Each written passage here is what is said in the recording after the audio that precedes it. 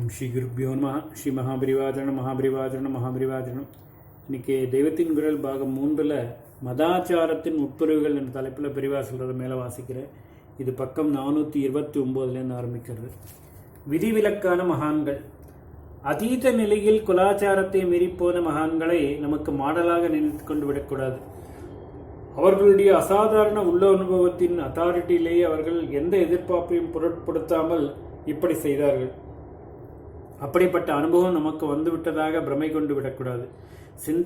சித்தாந்தம் பண்ணி வாதித்து ஜெயிக்க தெரியாதவர்களும் இப்படி அதீத அனுபவத்தின் மேல் குலாச்சாரத்துக்கு வித்தியாசமாக பண்ணினதுண்டு.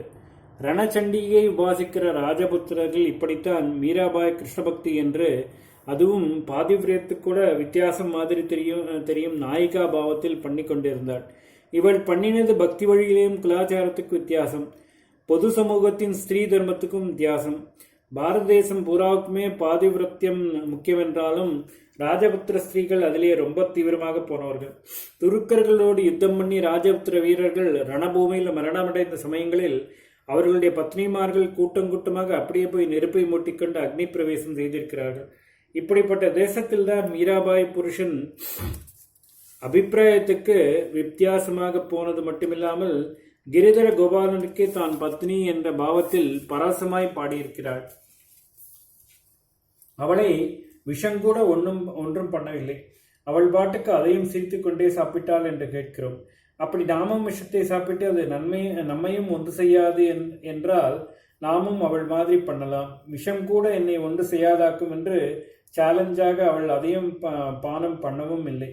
தன்னை அது பாதிக்காமல் கிரிதர் கோபாலன் காப்பாற்ற வேண்டும் என்று பிரார்த்திக்கவும் இல்லை. தனக்கே தெரியாத ஒரு ஆவேசத்தின் மேலே இப்படி மீராபாயை போல ஆச்சாரத்துக்கு வேறையாக போனவர்கள் நமக்கு மாடல் இல்லை.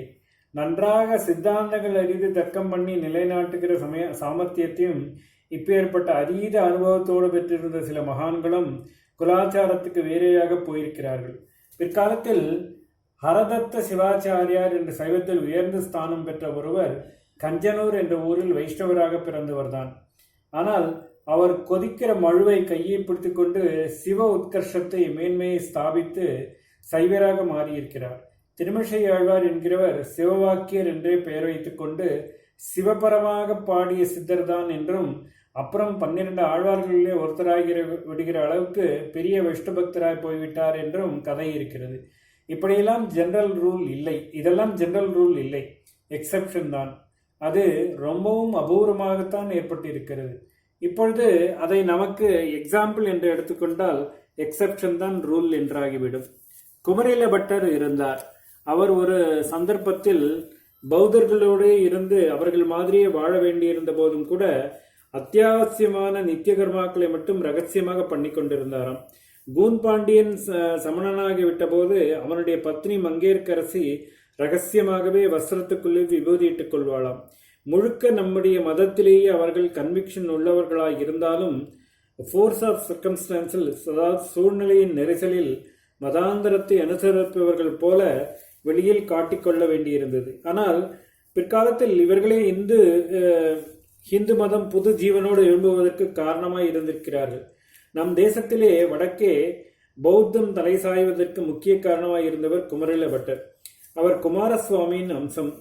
அதே போல தென் தேசத்தில் ஜைனம் நலிந்து வைதிக மதம் புத்துயிர் பெற காரணமாயிருந்த சுப்பிரமணிய அவதாரம் தான் ஞானசம்பந்தர் என்றால், அந்த ஞானசம்பந்தர் இப்படிப்பட்ட பெருமை கொள்வதற்கு காரணமாக அவரை மதுரைக்கு வரவழைத்தது மங்கையர்க்கரசிதான். அவளை 63 நாயன்மார்களே ஒன்றாக சேர்த்திருக்கிறது. அதாவது குமரில பட்டர், மங்கையர்க்கரசி ஆகியவர்களும் நம் லெவலுக்கு ரொம்பவும் மேலே இருந்தவர்கள். ஆனாலும் குமரில பட்டர் குலாச்சாரத்தை விட்டு பௌத்தர்களின் ஆச்சாரத்தை கொஞ்சம் காலம் அனுசரித்தார் என்றால் அது அவர்களுடைய சித்தாந்தங்களை ஒன்றுவிடாமல் தெரிந்து கொண்டு அப்புறம் அதற்கு பதில் சொல்லி இந்து மதத்தை, அதாவது குலாச்சாரத்தை இன்னும் நன்றாக நிலைநாட்ட வேண்டும் என்பதற்காகவே. நல்ல உத்தேசத்தோடு இப்படி செய்தும் கூட பாபம் என்று நினைத்து சுப்பிரமணிய அம்சமேயான அவ்வளவு பெரியவர் பிற்காலத்தில் பிராயச்சித்தமாக தம்மை சுற்றி உமியை கருக்கிக் கொண்டு அதிலே கொஞ்சம் கொஞ்சமாக பிராணத்தியாகம் செய்தார். குலாச்சாரத்தை விட்டதால் பதிதனாவதற்கு பதில் இப்படி கோர மரணம் ஏற்படுத்திக் கொள்வதே மேல் என்று அவர் காட்டினதுதான் நமக்கு படிப்பினையை தவிர நடுவிலே அதை விட்டது அல்ல. மங்கையர்க்கரசி புருஷன் வழியை பத்னி மீறவே கூடாது என்பதற்காகத்தான் அவன் ஜெயினனாகி விட்டபோது தானும் நம்முடைய குலாச்சாரத்தை தைரியமாக வெளிப்பட அனுசரிக்காமல் இருந்தது. தன் இஷ்டப்படியே நடக்க வேண்டும் என்று அல்ல. மதாபிமானிகளின் கடமை.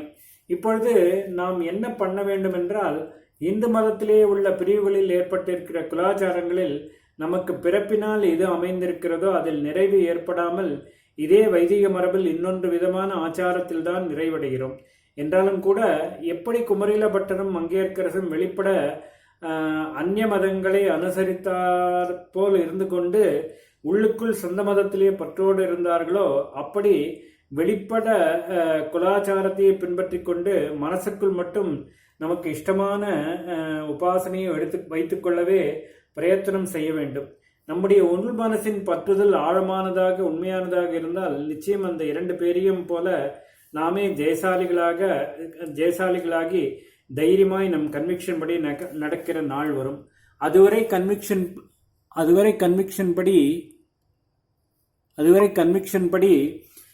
தைரியமாக நடக்கக்கூடாதா? இப்படி உள்ளொன்றும் புறமுமாக நடக்கும்படி உபதேசிப்பதற்காக நீங்கள் ஆச்சாரியன் என்ற பெயர் வைத்துக் கொண்டிருக்கிறீர்கள். இது மட்டும் வித்தியாசம் இல்லையா என்றால், ஒன்றை தப்பு என்பது எதற்காக? சுயநலனுக்காக பண்ணினால் தானே? அல்லது ஒருத்தனை கெடுத்து இன்னொருத்தனுக்கு நன்மை பண்ணுவது தானே தப்பு? இதிலே அந்த மாதிரி தப்புக்கள் ஒன்றும் இல்லையே. ஒருத்தனையும் கெடுத்து விடக்கூடாது. ஏற்கனவே சுதந்திரியம் என்று சொல்லிக்கொண்டு குலாச்சாரங்களை விட்டு கெட்டு போய்க் கொண்டிருப்பவர்களுக்கு